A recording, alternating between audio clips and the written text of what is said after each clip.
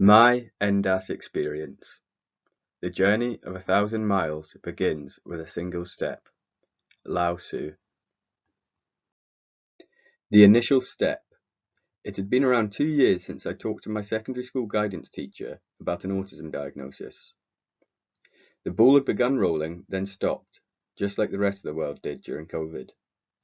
There had been a few phone calls during that time, but I'd largely forgotten that the process was even still going on, until one day there was a letter informing me that I was to finally be assessed for autism. Diagnosis expectations. I went to the assessment with my mum. We parked outside and waited for someone to come out and get us. Neither of us were really sure what to expect. I was worried this was going to be like an interrogation. Harsh lighting, a couple of cold civil servants in suits and sunglasses. They'd probe and prod, analyse every little thing I did, as if they wanted me to confess to something I'd done wrong. I suppose that last part was the main thing I was expecting. I was expecting to be treated like there was something wrong with me.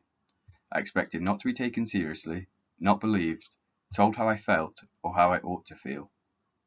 I mean, it's called a diagnosis. That can't be a good thing, can it? The assessment. It didn't take long for someone to wave us inside for the assessment. The experience was thankfully nothing like I was expecting. I was nervous, sure, but I felt like I was actually being listened to by people who were interested in what I had to say. At no point did I feel like I was being looked down on or treated like there was something wrong with me. They asked some general questions. How do you find school? How do you find holidays? It was all easy to answer and at no point felt like a questionnaire. It felt like a conversation where I was encouraged and felt comfortable speaking about how I felt and the way autism affected me.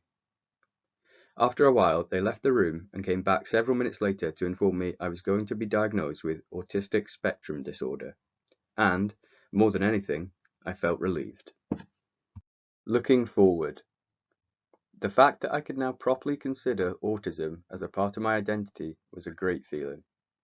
Now I could put many of the challenges that came with autism into a mental folder, which made it a lot easier to process and deal with, as opposed to handling very distantly related challenges, one at a time. The way the whole thing is worded makes it seem like a bad thing, but the thing about a diagnosis is that it's the key to getting the help and support needed to help you live the best life possible in a world that wasn't designed with your needs in mind. Once I had been diagnosed, I felt like I could begin properly addressing the things I struggled with, and I felt like I had a base of support to help me with that process. Once I had been diagnosed, I began looking into the ways it both positively and negatively affected me in the hopes of finding various coping strategies. Recommendations. I would highly recommend this video, which provides an overview on the history of autism research, talks about the challenges facing autistic people today, and addresses some of the negative stereotypes you're no doubt familiar with. This is called The History of Autism on YouTube. I'd also highly recommend the YouTube channel Asperger's from the Inside, which provides an autistic person's perspective on many of the challenges we face and how to cope with them. It's called Asperger's from the Inside on YouTube.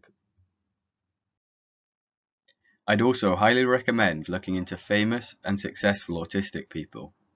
It's a nice reminder that no matter what the world says, whether you're autistic or not, the sky's the limit. A good video to look at is Everyone Laughed at the Business Idea of a Boy with Autism. 2 years later, they are jealous of him on YouTube. Tom Stoltman, the world's strongest man, is also on the autistic spectrum, and I found him an extremely inspiring person to learn about. Like I said, the sky's the limit and he proves it. Autism is a superpower on YouTube.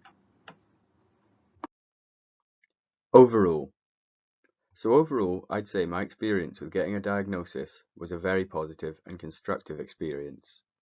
I'm in a better place now than I have been for a long time because of it. The process may have taken a long time, and the language used around it might make it seem like it's a bad thing, but it's not.